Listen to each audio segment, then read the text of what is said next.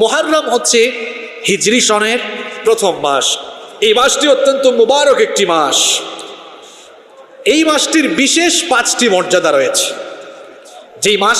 যেই মাস শুরু হচ্ছে মুহররম মাস, এই মাসের কয়টি বিশেষ স্পেশালিটি আছে? 5টি স্পেশালিটি রয়েছে। নাম্বার 1, 1 নাম্বার হচ্ছে মুহররমের এই মাসটি বিশেষ সম্মানিত 4টি মাস সমূহের মধ্যে একটি মাস। আমরা সকলেই জানি যে বছরের মধ্যে মাসের সংখ্যা কয়টি? এই মাস কি আপনারা বানিয়েছেন? তাইলে এই মাসগুলো আসলো কোত্থেকে? আল্লাহ তাআলা কোরআনুল কারীমে বলছেন, আমি আসমান জমিন যেদিন থেকে সৃষ্টি করেছি ওই দিন থেকেই আমার বিধানে, আমার নিয়মে বছরের মধ্যে মাসের সংখ্যা হচ্ছে 12টি। সুবহানাল্লাহ। রব্বুল আলামিন কোরআনুল কারীমের 9 নম্বর সূরা সূরাতুত তাওবা এর 36 নম্বর আয়াতের মধ্যে বললেন, ইন্না ইদ্দাতাশ শুহুরি ইনদাল্লাহি 12 শাহরান ফি কিতাবিল্লাহি ইয়াওমা খালাকাস সামাওয়াতি ওয়াল আরদা মিনহা আরবাআতুন হুরুম। আল্লাহ তাআলা বলছেন, আসমান সমূহ আর জমিন আমি যেদিন সৃষ্টি করেছি সেই দিন থেকে আমার বিধানে, আমার নিয়মে, বছর গণনায় মাসের সংখ্যা হলো 12টি। মিনহা আরবাআতুন হুরুম। এই 12টি মাসের মধ্যে 4টি মাসকে আমি বিশেষভাবে সম্মানিত করেছি। অর্থাৎ এই 4টি মাস হচ্ছে হারাম মাস, সম্মানিত মাস। এখন প্রশ্ন হচ্ছে কোন 4টি মাস এই 12টি মাসের মধ্যে বিশেষভাবে সম্মানিত? বুখারী এবং মুসলিমের বর্ণনায় হাদিস এসেছে, নবী করিম সাল্লাল্লাহু আলাইহি ওয়াসাল্লাম বলেছেন, ইন্নাজ জামানা ক্বাদ ইস্তাদারা কাহাইয়াতিহি ইয়াওমা খালাকাল্লাহুস সামাওয়াতি ওয়াল আরদ। আল্লাহর নবী বলেছেন, আসমান সমূহ এবং জমিন যেই অবস্থার মধ্য দিয়ে সৃষ্টি হয়েছে, সময় এবং মাস আবার সেই অবস্থায় ফিরে গিয়েছে। অর্থাৎ আসমান জমিন যখন সৃষ্টি হয়েছিল তখন থেকেই 12 শাহরান, বছরের মধ্যে মাসের সংখ্যা ছিল 12টি। আল্লাহর নবী বলছেন, মিনহা আরবাআতুন হুরুম, তার মধ্যে 4টি মাস হলো বিশেষভাবে সম্মানিত। এর মধ্যে সালাতুম মুতাওয়ালিয়াত, 3টি মাস পর পর ধারাবাহিকভাবে আসে। 3টি মাস একসাথে লাগোয়া, অর্থাৎ ধারাবাহিকভাবে আসে, পরপর আসে। 1 নম্বর হচ্ছে যুলকায়দা, 2 নম্বর হচ্ছে যুলহাজ্জা, 3 নম্বর হচ্ছে মুহররম। এই 3টি মাস একসাথে আসে। আর ওয়া রজব মুদার আল্লাযী বাইনা জুমাদা ওয়া শাবান, আর 4 নম্বর হচ্ছে রজব মাস, যেটি জুমাদা এবং শাবানের মধ্যে মাঝখানে অবস্থিত। তাহলে এই 4টি মাস, জিলকদ, জিলহজ, মুহররম, রজব, 12 মাসের মধ্যে এই 4টি মাস, বিশেষভাবে এই 4টি মাসকে সম্মানিত করেছেন কে? এর মধ্যে একটি মাস হচ্ছে মুহররম মাস, হারাম মাস। এই মাসগুলোকে সম্মানিত মাস বলা হয় কেন?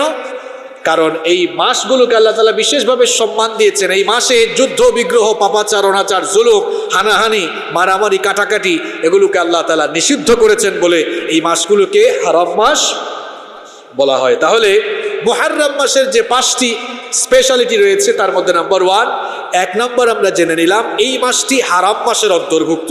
অর্থাৎ হারাম মাসের মধ্যেই একটি মাস হচ্ছে মুহররম মাস। নাম্বার 2, মুহররম মাসের 2 নম্বর স্পেশালিটি হচ্ছে, এই মাস যেহেতু হারাম মাস, সেই জন্য এই মাসে পাপাচার, অন্যায়, জুলুম এবং যুদ্ধ, বিগ্রহ করা আল্লাহ তাআলা নিষিদ্ধ করে দিয়েছেন। সূরা তাওবায় 36 নম্বর আয়াতে আল্লাহ তাআলা বলেছেন, ফালা তাজলিমু ফীহিন্না আনফুসাকুম।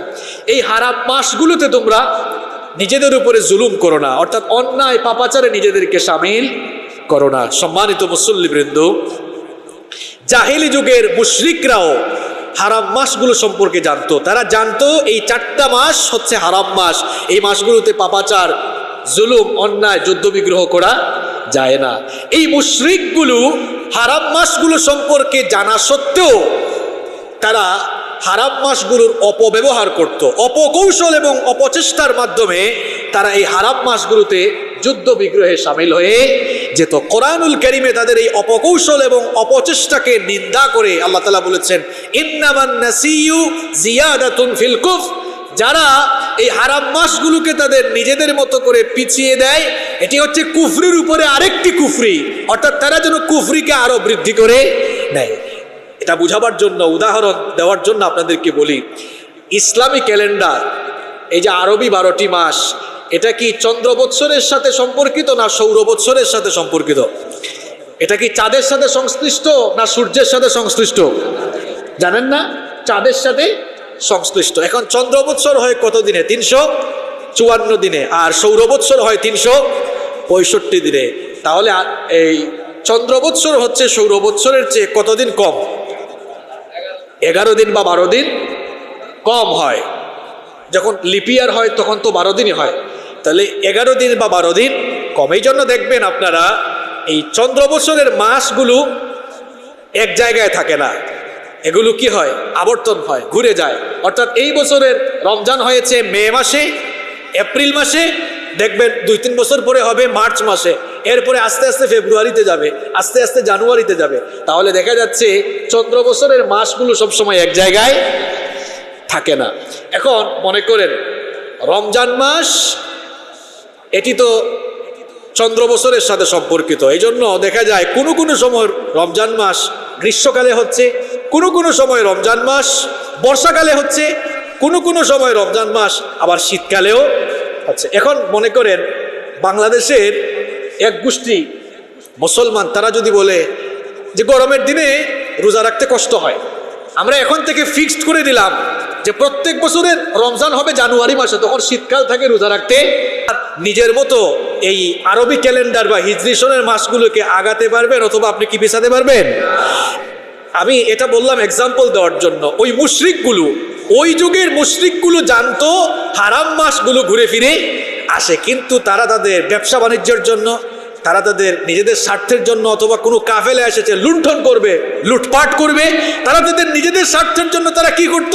এই মাসগুলোকে তারা মাঝে মাঝে আগাই ফেলতো, মাঝে মাঝে পিছিয়ে দিত। আল্লাহ তাআলা তাদের এই অপকৌশল এবং অপচেষ্টার নিন্দা করে বলেছেন যে যারা এই কাজগুলো করে তারা যেন কুফরির উপরে আরেকটি কুফরি করে। ইসলাম যখন আসলো, ইসলাম আসার পরে সময় এবং মাসগুলোকে সুবিন্যস্ত করলো, সুন্দর করে সাজালো, এবং এই কাফের মুশরিকদের অপকৌশল, ষড়যন্ত্র আর অপচেষ্টা থেকে এই মাসগুলোকে, সময়গুলোকে ইসলাম মুক্তি দিল, এবং এই হারাম মাসগুলোকে ইসলাম একেবারে নির্ধারণ করে দিল। এই হারাম মাসসমূহ এর অন্তর্ভুক্ত হচ্ছে এই মুহররম মাস। এই মাসের 2 নম্বর স্পেশালিটি হচ্ছে এই মাসে সমস্ত পাপাচার, অন্যায় করাকে হারাম করে দিয়েছেন কে? আল্লাহ। এই মাসের 3 নম্বর স্পেশালিটি হচ্ছে রাসূল করিম সাল্লাল্লাহু আলাইহি ওয়াসাল্লাম হাদিসের মধ্যে এই মাসটিকে শাহরুল্লাহ, সরাসরি আল্লাহর মাস বলে আখ্যায়িত করেছেন। সুবহানাল্লাহ। কোন মাসকেই তো শাহরুল্লাহ বলে কোরআনের কোন জায়গায় বা হাদিসের কোন জায়গায় বলা হয় নাই, কিন্তু মুহররম মাসের ব্যাপারে স্পেসিফিক করে আল্লাহর নবী বলেছেন শাহরুল্লাহিল মুহররম, অর্থাৎ মুহররম হচ্ছে আল্লাহর মাস। সুবহানাল্লাহ পড়ে। এখন আপনাদের মাথায় একটা প্রশ্ন আসতে পারে যে হুজুর, মুহররম মাস যদি আল্লাহর মাস হয়, বাকি 11 মাস এগুলো কার মাস? এই মাস যদি আল্লাহর মাস হয় তো বাকি মাসগুলো কার মাস? বাকি মাসগুলো আল্লাহর মাস। সব মাস কার মাস? সব কিছুই কার? তাহলে মুহররম মাসকে আল্লাহর মাস বলা হলো কেন? মুহররম মাসকে আল্লাহর মাস বলে এই মাসটির আলাদা বিশেষ একটি সম্মান দেওয়া হয়েছে। সুবহানাল্লাহ। যেমন নাসাইর মধ্যে হাদিস এসেছে, আন আবি যার রাদিয়াল্লাহু আনহু قال, আবু যার গিফারি রাদিয়াল্লাহু আনহু থেকে হাদিস বর্ণিত হয়েছে, তিনি বলছেন আমি নবী করিম সাল্লাল্লাহু আলাইহি ওয়াসাল্লামের কাছে একদিন জানতে চাইলাম, আইয়ুল লাইলি খায়র, ওগো আল্লাহর নবী আমাকে বলেন তো কোন রাত্রি অথবা রাতের কোন অংশ উত্তম, রাতের কোন অংশ আল্লাহর কাছে উত্তম, ওয়া আইয়ুল আশহুরি আফদাল, এবং মাস সমূহের মধ্যে কোন মাসটি আল্লাহর কাছে সবচাইতে উত্তম। নবীজি তখন বললেন খায়রুল লাইলি জাওফু, রাতের মধ্যভাগের পরে যে অংশ শুরু হয়, অর্থাৎ যখন আমরা তাহাজ্জুদের নামাজ পড়ি, ওই তাহাজ্জুদের নামাজের সময়টাই হচ্ছে রাতের সবচাইতে শ্রেষ্ঠ সময়। এরপরে নবীজি বললেন ওয়া আফদালুল আশহুরি শাহরুল্লাহিল্লাযী তাদউনাহুল মুহররম, আর মাসসমূহের মধ্যে সবচাইতে শ্রেষ্ঠ মাস হচ্ছে আল্লাহর মাস, যেই মাসকে তোমরা মুহররম মাস বলে থাকো। সুবহানাল্লাহ। এখানে একটি প্রশ্ন দাঁড়ায় যে আমরা তো সবাই জানি যে মাসসমূহের মধ্যে রমজানের মাস হচ্ছে সবচাইতে শ্রেষ্ঠ মাস, এতে কোনো সন্দেহ নাই। অর্থাৎ রমজান মাসের পরে আল্লাহর কাছে সবচাইতে সম্মানিত মাস হচ্ছে এই মুহররমের মাস। তাহলে মুহররম মাসের 3 নাম্বার স্পেশালিটি আমরা জানলাম যে মাসসমূহের মধ্যে রমজান মাসের পরেই হচ্ছে এই মুহররম মাসের মর্যাদা। অর্থাৎ উজমত, কারামত এবং সওয়াবের দিক থেকে রমজান মাস শ্রেষ্ঠ, আর হুরমতের দিক থেকে মুহররম মাস হচ্ছে শ্রেষ্ঠ মাস। নাম্বার 4, এই মাসের 4 নাম্বার বিশেষ স্পেশালিটি বা বিশেষ মর্যাদা হচ্ছে এই মাসের নফল রোজারও বিশেষ মর্যাদা রয়েছে। যেমন মুসলিম শরীফে হাদিস এসেছে, আন আবি হুরায়রা রাদিয়াল্লাহু আনহু قال قال رسول الله সাল্লাল্লাহু আলাইহি ওয়াসাল্লাম, আবু হুরায়রা রাদিয়াল্লাহু আনহু থেকে হাদিস বর্ণিত হয়েছে, তিনি বলেন রাসূল করিম সাল্লাল্লাহু আলাইহি ওয়াসাল্লাম বলেছেন, আফদালুস সিয়ামি বা'দা রমাদান শাহরুল্লাহিল মুহররম। নবী করিম সাল্লাল্লাহু আলাইহি ওয়াসাল্লাম বলেছেন, রমজান মাসের পরে আল্লাহর কাছে সবচাইতে উত্তম হলো মুহররম মাসে নফল রোজা রাখা। সুবহানাল্লাহ। যদিও অন্য একটি হাদিসে আয়েশা রাদিয়াল্লাহু আনহা থেকে বর্ণিত হয়েছে, রমজান মাসের পরে যেই মাসে নবীজি সবচেয়ে বেশি নফল রোজা রাখতেন সেই মাসটি হচ্ছে শাবান মাস। তার মানে আমরা বলতে পারি রমজান মাসের পরে নফল রোজার জন্য সবচেয়ে গুরুত্বপূর্ণ মাস হচ্ছে শাবান, আর এই শাবানের পরেই হচ্ছে মুহররম।